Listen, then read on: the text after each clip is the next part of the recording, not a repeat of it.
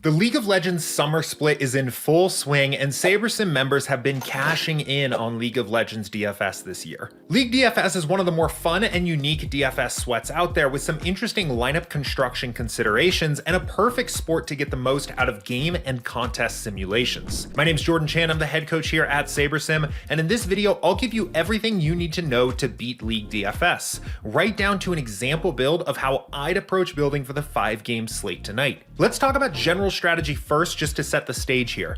There's a few key elements that drive most of the strategy with building good League of Legends DFS lineups. First, this is a very high correlation sport. In fact, the correlations you'll see in the SaberSim app for League are some of the highest that we get out of a sim in any sport. And there's two reasons why. First, simultaneous scoring happens frequently here. In large team fights where all 10 of the players in the game are battling it out, each kill a player gets is likely leading to an assist from multiple players on the same team, and teams taking objectives like towers, dragons, and barons often do it as a group, facilitating these big team fights. In these situations, almost every player on a given team might be racking up a ton of fantasy points all at the same time. But more importantly, there is a huge amount of team-wide correlation that comes from the team just winning or losing in their match. If you're unfamiliar with League of Legends, in the game, players literally get stronger as they're making plays. Imagine if Patrick Mahomes added 5% to his completion percentage every single time he completed a pass. Teams that win their match are significantly more likely to hit their high upside outcomes as a group because of this snowball effect. So this is a sport like MLB or NHL where we want to be focused on making big, highly correlated stacks in our lineups. And second, duplication matters. We always want to avoid being duplicated in DFS because each time someone plays the same lineup as us, we have to share our winnings with that player when we win. With only 6 DFS players usable per League of Legends team that's playing, and a small number of teams on each slate, the number of lineup combinations are often limited. This is compounded by the fact that we only play 6 players in a lineup, meaning we just have less players to differentiate other players by, and by the fact that some of the games on most slates will have teams so heavily favored that it's very hard to make profitable lineups containing players from the underdog team, which nearly eliminates a team from the usable player pool entirely. While there is a spectrum here, on 5-game slates like I'm about to demo here, you are less likely to be duplicated, and on 2-game slates, you are far more likely to be duplicated. Duplication is something that I'm accounting for every time I build lineups. And finally, League of Legends DFS is very much a binary sport. Players have binary ranges of outcomes, a set of outcomes where they win and a set of outcomes where they lose, similar to MMA or tennis or even golf with a cut. Because upside is so correlated to a team winning the match, many of your lineup construction considerations are instead centered more around what teams you are stacking rather than the individual players you are picking. There is some nuance around captain selection and using one-offs to differentiate your lineup that I'll touch on more in a bit here, but the key decision points are often more about teams than individual players. Now, last thing before we actually start building some lineups, because this is a smaller, more niche DFS sport, our contest selection options are going to be more limited. The DFS profit plan, our contest selection and bankroll management system, won't work as well for League DFS because of the limited contest selection options. So we're gonna have to jump in with the sharks above the $3 entry fees most slates just to get enough action down, and we're not gonna be able to safely get as many unique lineups in play just because there are fewer contest options out there to play. I'd recommend allocating less of your bankroll here than you might following the profit plan for MLB. I typically stick to around 2% of my bankroll when I'm playing League DFS, and I do put most of my bullets into the $5 team kill and the flagship GPP. Reducing your stake you're playing on any given slate will help make up for the increased variance that you're getting by playing fewer lineups and against tougher competition. And don't worry, there are still plenty of bad lineups played into these contests each night to make League DFS still a profitable part of your overall DFS portfolio. So without much further ado, let's jump into the SaberSim app and start building some lineups here. Now, as I mentioned at the start of the video, League DFS is a perfect sport for sims because of this high correlation and these binary outcomes for players and teams. Average projections and traditional optimizers, as well as players building by hand, are woefully unequipped to deal with these types of sports. Optimizers assume players are uncorrelated and independent, and they also assume players score their their averages 100% of the time. When you're building with a sim, you're able to appropriately account for the real upside of the underdog teams that are probably projected poorly on average, and you'll automatically get the right types of stacks and lineup constructions you want. Each lineup you build on SaberSim is the best possible GBP lineup for a given simulation in the way that the games could play out, so I'm not going to make a lot of changes to disrupt that early in the process. When it comes to my build, I'll just make the 2 changes to player projections to abide by DraftKings rules here. Most of the time I'll be playing around 10 or so lineups for a given slate, so I'll adjust the number of lineups to 10. The only other change that I do tend to make is I will bump up sim diversity slightly. I like to see it at least 9, mostly because, again, duplication matters here. I want to have a very diverse pool, and I like knowing that each of my lineups here is very, very close to an individual single sim optimal of how the entire slate could play out. So a minor tweak there, but I tend to bump up sim diversity a small bit when it comes to League of Legends here. After that, we're ready to hit build and start building some lineups. Again, what's going on behind the scenes here is we're simulating this slate out play by play 5,000 times, and each lineup we get in our pool here will be the optimal for an individual sim of the way that this entire slate could play out.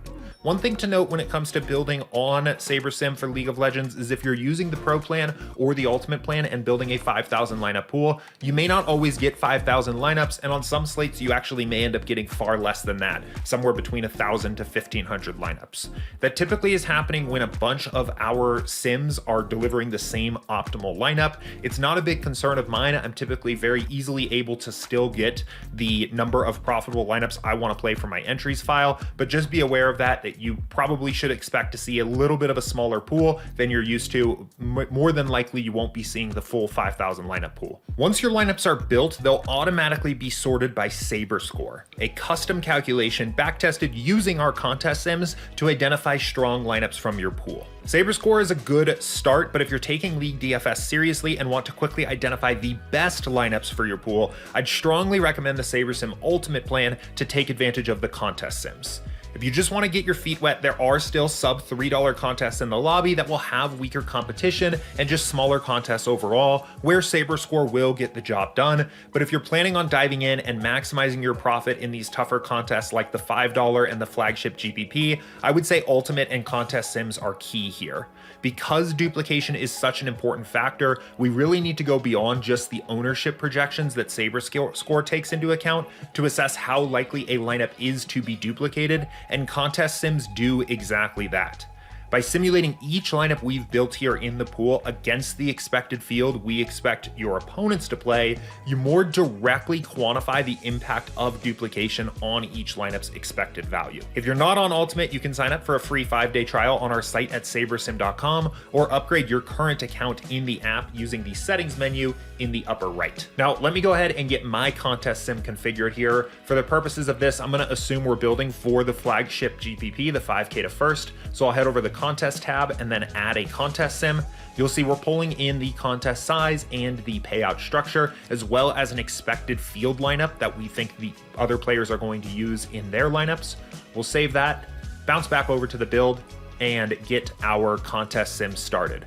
So in this case, what's happening here is we're taking each lineup we've prepared in our pool and assuming we played it into the flagship GPP based on what we expect that contest to look like. The contest is then played out 100,000 times, and we'll be able to calculate an ROI for each lineup here. So the contest sim is complete. We're seeing our contest sim metrics show up here. I recommend using the risk-adjusted return on investment as your scoring method here, which will take into account both upside and downside of your lineups to give you the overall best lineups you can play. And we're seeing right away this dupes metric under each lineup. All of these lineups at the top here are expected to be duped 0 times. We see one lineup here that is expected to be duped 1 time, but immediately we're getting a more direct calculation of the impact on dupes for our lineup selection overall. The only other thing I like to do at this step is to filter out lineups that are expected to be unprofitable. So I'll add a filter here and add in a filter that says only show me lineups where the risk-adjusted return on investment is greater than 0. That will just filter out a chunk of lineups from our pool so we don't accidentally end up playing one of those lineups without realizing it as we start to make adjustments. The next step after getting your build to this point is to diversify our lineups, and this is going to make sure that the lineups we're playing are different from each other, and each of our lineups has a unique path to first place. A common misconception I've seen in DFS players is that diversification matters more when you're playing a lot of lineups, and in fact, I think the opposite is true. Knowing that we're playing quite a few less lineups in League DFS compared to something like MLB or NFL, I might be playing 10 lineups into this slate and be playing 200 or 300 on a typical baseball slate, means that we should be even more interested in making these 10 lineups different from each other. Because the fact that we're playing fewer lineups means we can more easily make them different without sacrificing ROI. So I still recommend the one less than the max min uniques rule here. If you haven't seen it before, I'll walk through it, and that's going to give you a nice balance of being diversified while still playing at good lineups from your pool. So the way this works is I like to stress test the min unique setting here to see how high it can go where I'm still getting the 10 lineups I need. So we'll try cranking this all the way up to something like 5 to start, and you see we're still getting 10 lineups back. If we go to 6, that's where I expect it to fail. Now we're only getting 8 lineups back, so 5 is our maximum. I would probably settle in at 4 min uniques.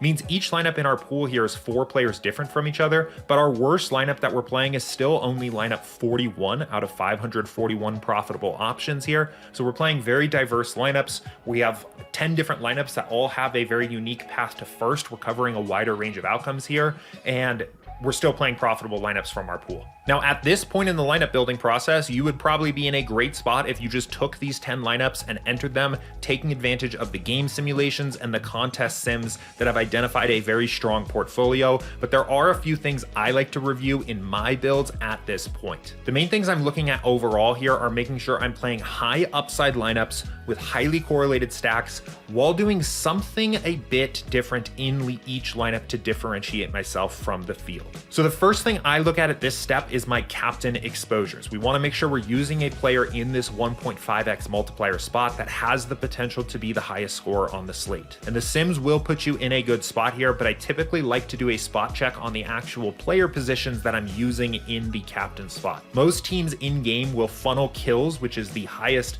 upside stat you can rack up, towards their ADC or their mid laner. And these are the two positions in the game that benefit the most from racking up kills, so they generally deliver high fantasy point totals. I want to see mostly ADCs and mids showing up in my captain spot, but I specifically always glance over here to make sure I'm not playing any support or team positions in the captain. The support and team positions are some of the lowest upside positions, and while it is possible for them to end up as the top scorer, it's far less likely than a mid or an ADC in a game script where that team is winning the match. Plus, a lot of DFS players will end up creating lineups with a support or team captain as a way to jam in 2 expensive favorites as their stacks. They are some of the lower salary positions on the board, and these types of lineup constructions pair both a less likely outcome with a more likely to be duplicated lineup construction. In other words, if someone is playing a support at captain, I think all of the lineups using that support are very likely to be similar because you're leaving so much salary on the table. It's very likely you're jamming in very expensive plays on the other side. This is overall very similar to playing low salary players, very low salary players at captain in something like NFL Showdown, which is something I typically tend to remove completely when they are showing up. As for the other positions, the jungler and the top laners, I handle it case by case. One consideration here is to note whether or not the matches on that particular slate are best of 3 games or best of 1 game. LCS and LEC, which are the US and the European leagues, are generally going to be best of 1, and LPL and LCK, which are the Chinese and Korean leagues, are generally going to be best of 3, but you can also quickly tell just by looking at the player projections. Most best of 1s will have players projected between like 20 or 40 fantasy points, and best of 3s are much higher. So you can see here, this is an LCK LPL slate, and it is clearly a best of 3. These are player projections that are for a 3-game series or up to 3 games. In these 3-game series, these best of 3 formats, it becomes even more likely that a mid or an ADC on the winning team is the optimal captain because the 3-game matches reduce the variance. A top or a jungler can get there a little more reliably in a single game match, but in a 3-game series or even just 2 games if it goes 2-0, it becomes far more likely that the team's carries at ADC or mid are the optimal captains. Finally, there are some differences in play style as well from team to team. Certain teams may have a jungler or a top laner that tends to play more aggressively, more in a high upside style, or is just far more skilled. So I'm willing to play tops or jungle captains more in those spots, but you don't really need to be an expert on the pro scene to identify them. I typically will just look and see how those players are projected relative to the field, and if they're showing up with a very high projection, I'm simply more willing to use them at the captain spot. So overall, to sum up, I always remove support and team captains for every slate I'm playing, and generally stick to the mid and ADC captains for the best of 3 formats. So looking at this here, we do have one jungler that is showing up here as one of our captains. If I sort by projection, I see that he's actually the 4th overall highest projected player on the slate.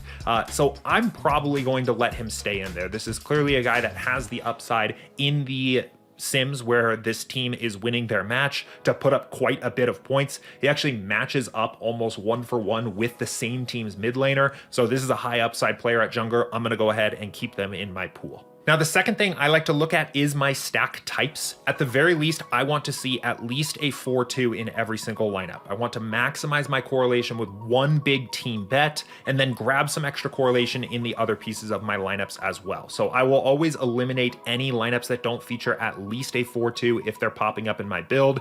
You see, just using the game simulations alone, we're basically getting a pool of almost entirely 4-3s and 4-2s anyway, so I'm good with that. I am not all in on the 4-3 stacks. I know some players do like to just force 4-3 into every single one of their lineups, and while this does maximize the correlation effect, adding the extra one-offs you get in the 4-2 stacks makes it much less likely to be duplicated in those lineups. The combinations of the ways that you can build 4-3 stacks with any 2 given teams are way fewer than the 4-2 stack combinations you can make.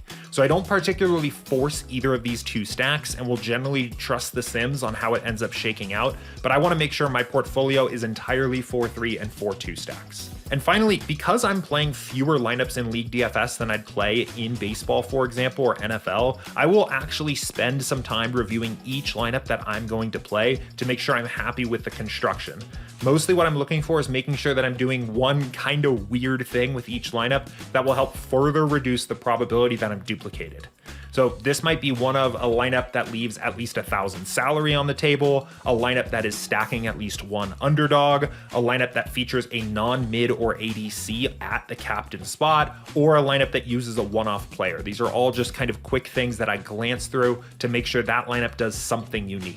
So I'll take a quick look at each lineup I'm playing and make sure it fits one of these conditions. And if it doesn't, I will just hit the trash icon here to remove it from my pool, and SaberSim will filter in the next best lineup, and I'll keep moving in down the list. Now, because these contests are smaller and we've already mitigated dupes to some extent with the contest sim, we don't need to get crazy here, but I just like to see that each lineup in my portfolio meets the condition that I think makes it a little bit less likely to be duplicated. So if we just went down the list here, you can kind of quickly get a pretty clear idea of what's going on.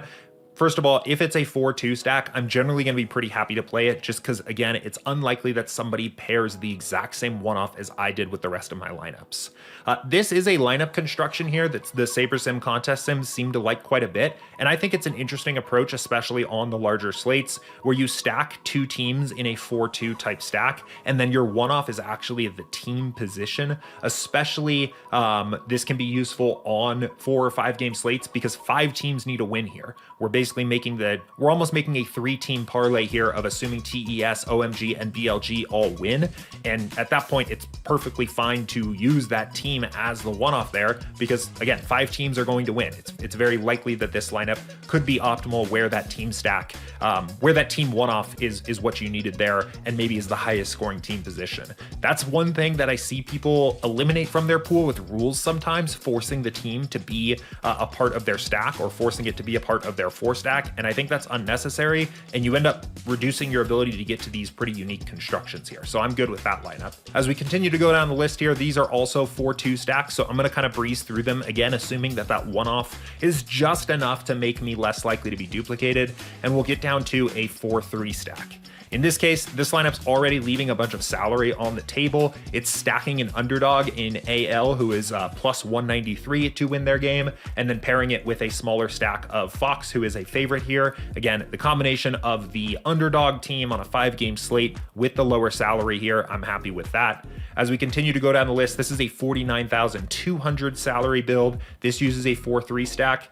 It has the biggest favorite on the slate in BLG, but then also pairs a team that's basically playing in a pick'em here in OMG. I'm pretty happy with that. Again, the contest sims have identified that these lineups are pretty unlikely to be duplicated here in our pool. But as we get to the next lineup, we see one that maybe is one that I would consider eliminating. First of all, the dupes are already listed at 7 here. This is a salary of 49.5 in a 4-3 stack, featuring a team that is a favorite in TES. This might be one that I'm still willing to play. This is right on the cusp. I might consider eliminating this here, just again, because we're predicting 7 dupes already. It's a 4-3 stack. It's very likely to be popular. Just to give you the example of what it would look like if I eliminated this build, I'll go ahead and exit out, and you can see the lineups go back to 10. All we're doing is filtering in the next best lineup from the bottom of our pool here. If we quickly look at the remaining lineups in our list here from where we were at, we get back to this one, which is also a 4-3. This is an OMG BLG stack. This might be another one that I would eliminate. We think this lineup's only going to be duped twice, but I could see this one being duped quite a bit more. Just a very easy lineup that comes together naturally. So we'll trash that one here. And then we have 4-2 stack. We have another 4-3 stack, another OMG BLG. So maybe we'll eliminate that.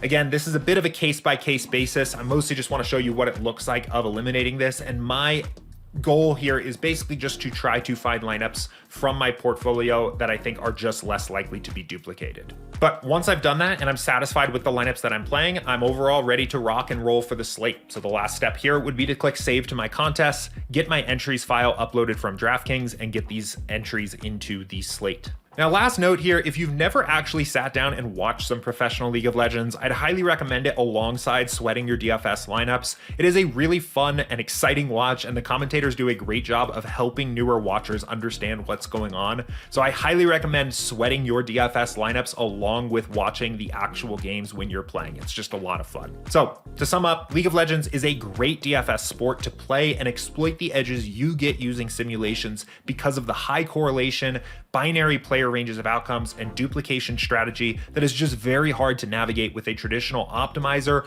or building by hand. That, of course, makes it a great sport to exploit with sims. If you're already a seasoned League DFS pro, one of the more valuable things you can be doing to continue to improve is studying your results and the play of the other top players in the lobby. And if you're new to League DFS, it'll only take a handful of slates before you're going to be ready to start adding more to your process. The best way to do both of those things is to learn from the top players with SaberSim's contest flashback. So next up, check out my guide on how to review and improve your DFS play with our tools. I'll see you in the next video.